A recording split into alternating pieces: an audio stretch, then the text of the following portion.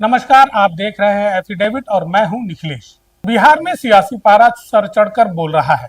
विपक्ष द्वारा आयोग की कार्यप्रणाली पर उठाए गए सवाल के बाद चुनाव आयोग ने भी कमर कसते हुए प्रक्रिया को पारदर्शी बनाने का पूरा प्रयास किया है। बिहार में विधानसभा चुनाव से पूर्व निर्वाचन आयोग ने प्रक्रिया में बड़े बदलाव किए हैं।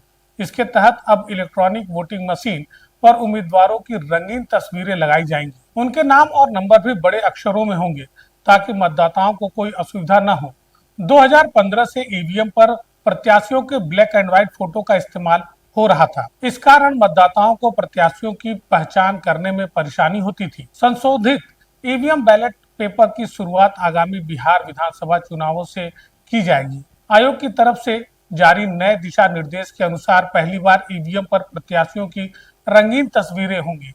इसके अलावा तस्वीर में प्रत्याशियों का चेहरा फोटो से 3/4 हिस्से में दिखाई देगा ताकि मतदाताओं को कोई भ्रम न फैले।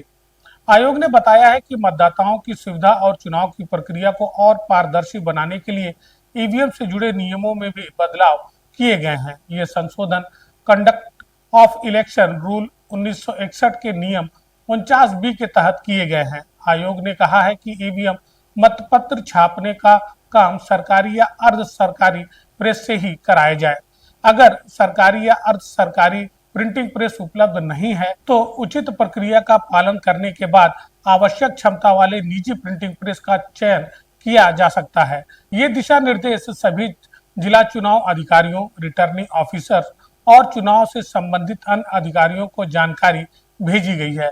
आयोग ने ECIL और BEL दोनों प्रकार की ईवीएम मशीनों के लिए स्वीकृत ईवीएम बैलेट पेपर के नमूने भी जारी किए हैं। आयोग ने पिछले 6 महीनों में चुनावी प्रक्रिया को सरल और पारदर्शी बनाने के लिए 28 नए कदम उठाए हैं। इसी क्रम में यह बदलाव किए गए हैं। दिशा निर्देश के मुताबिक इनमें उम्मीदवार का सीरियल नंबर, नाम, फोटो उम्मीदवार पैनल के बाईं ओर और चुनाव चिन्ह दाईं ओर छपा होगा।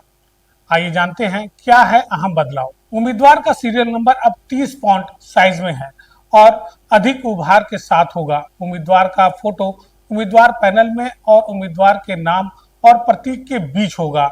फोटो का साइज चौड़ाई 2 सेंटीमीटर और ऊंचाई 2.5 सेंटीमीटर होगी।